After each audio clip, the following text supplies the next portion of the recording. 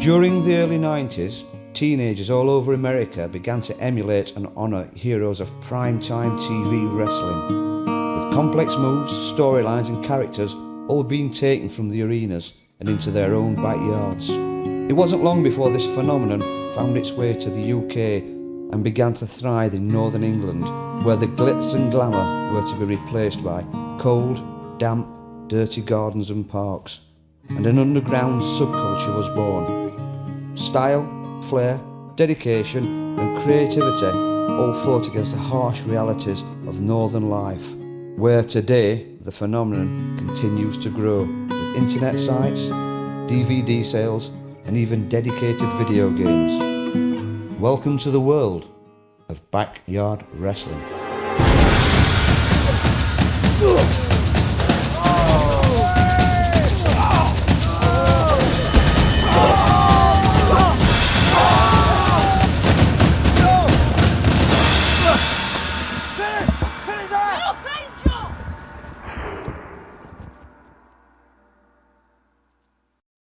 Although backyard wrestling is rife in northern England and the UK, finding groups or federations that are willing to open up their tight-knit communities proved challenging.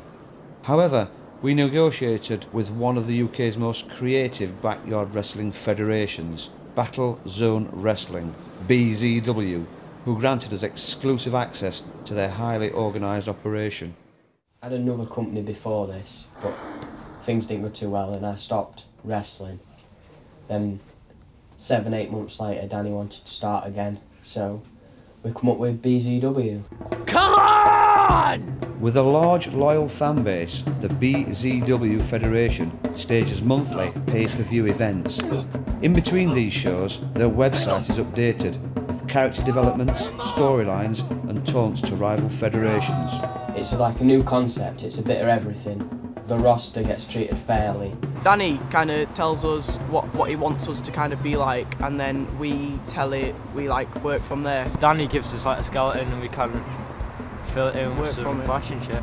Well, we've been wrestling for quite a long time now and we all know what to do, and so we don't get hurt from, really bad. You can't really say stop in the middle of the match and say like don't kick me or don't slam me or anything. And if you hurt someone, you can't go up to them and go, oh sorry, even when you're filming, you just can't do it. You just gotta go like, how? God, no. I try and make it the best way I can so my opponent doesn't get seriously injured. So it's got to look sick but not be life-threatening. Face wash!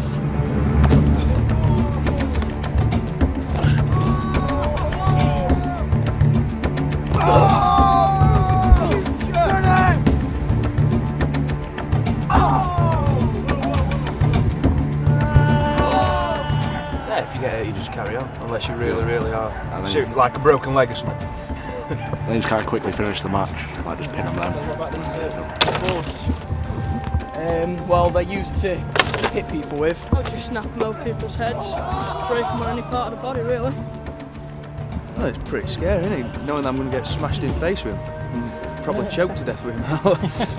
And especially a big guy. You don't send you running, you don't think what am I doing? Well, I know, it's just a bit funny, isn't it, really, think about it. What's a bit of pain?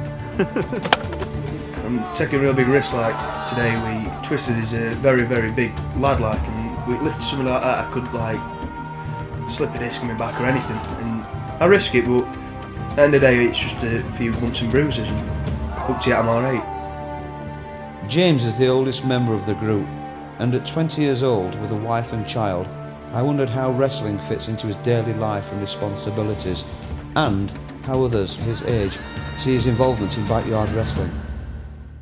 I'll have been married a year in February, and I've got a daughter who will be one on Boxing Day. When we're actually wrestling, we're actually doing it real. It's not all this fake crap that you see on telly. Like, we are actually eating each other. We are actually getting injured and stuff like that. So if I actually seriously do get injured, it's just like, what's she gonna do without me? And like, I've got a big part in like running the family and stuff like that. So my wife's actually into wrestling. When we first met, she didn't go on about it because she didn't want to make herself look like a chick who likes watching grown men wrestle about. And my daughter, like, she sits there and she watches at it, she might actually grow up to liking it because I do it myself. And because I'm always watching it, she might grow up and be really into it. Like, some kids grow up to be big football fans. They're always watching football with their parents, and she's watching wrestling with me, so I think she'll turn out to be a wrestling freak a bit like me. So it's like we're full of respect for him because he's got a family. Yeah, so if there's a family issue and he can't come for whatever reason, then that's fine, because he's got a child's more important than an hobby. Yeah. So that's the way it works.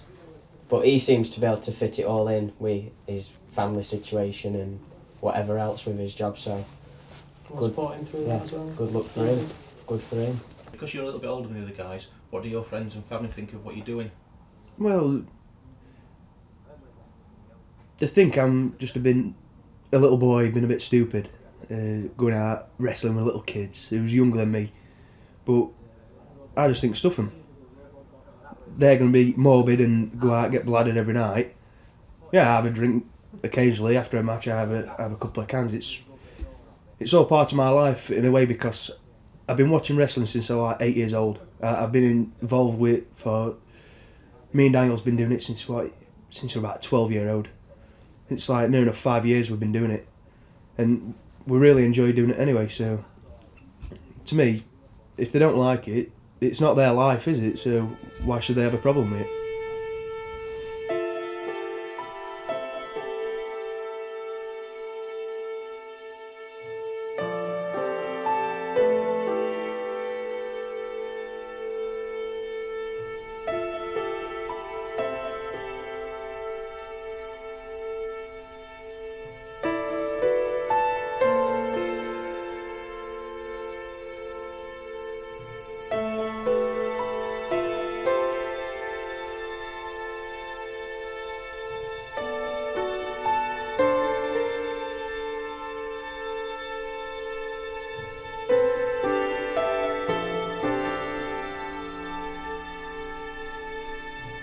Chance to have fun for me, and chance to do what we love to do. Yeah, chance for our ideas to be. We create our ideas instead of just being at work or school or whatever and being told what to do. This is our chance to do what we want to do, put our ideas in, and show people that we can be creative, we can be innovative, and we show people what we can and want to do. Chesterfield is really limited. There's nothing to do with wrestling apart from the backyard wrestling companies, and we love wrestling that much, we want to do it, but there's nowhere we can, so this is our only way to do it. And if there was a place like the wrestling school close, then I'd be the first one there, or we both would. Yeah, that's something I aim to do in the future, go to wrestling school, try my best to make a career. But for now, if somebody wants to put a wrestling school in Chesterfield, great, I'll be the first one down there. But for the time being, I'm having fun what I'm doing. There'd be no point in doing it if we were the only people that were going to see it. We're in it to entertain, basically. You know, at the end of the day, we're just in it to entertain people. Like it as well. It's just fun. Yeah. You feel part of something too, because we all get along pretty good behind the scenes. If I were in a wheelchair, I'd still try.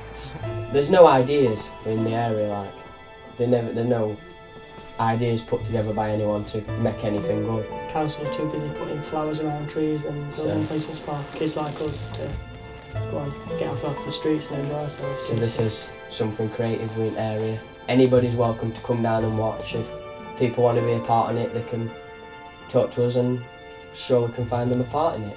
I'd do it for fun, but I'd do it for fun as well. But being paid for it's like an added bonus, isn't it? Yeah, total added bonus. At the end of the day, you need money, don't you? But yeah, I'd do it for fun. I'd do it for fun, definitely. You know, whenever we've got spare time, just love to get out in the fields and just wrestle. Yeah!